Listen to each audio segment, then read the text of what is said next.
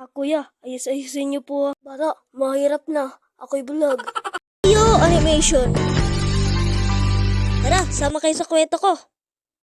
Tapos isunod na natin yung laging boy noon. Yung laging nanonood pag may nagpapagupit, yung hindi niya alam na may nagpapagupit pala. Yung busy-busy sa panonood. Sana, binili na lang siya ng ticket at manood na lang ng sine. Total, hindi naman siya naggugupit eh. Kuya, buga naman maglaro yun. Mas magaling pa ako dun eh.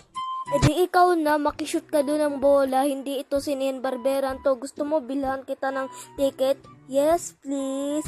Oh, ang sarap ng kantahan ng wag gawing sinihan ang barberan. Tapos isunod pa natin dito yung laging barberong nagpapaligo. Yung laging nagpapaligo ng mga, yung daming-daming ini-spray sa mga buhok. Yung basang-basa ka na.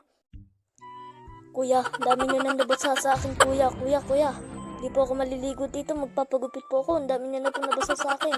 Teka lang, konti pa to. Kuya, ang dami na. Wawa, ang dami nyo nang nalagay sa akin. Basang-basa na po ako. Sana pinagdala nyo po ako ng shampoo at sabon. Total, parang ginawa nyo ng itong liguan eh.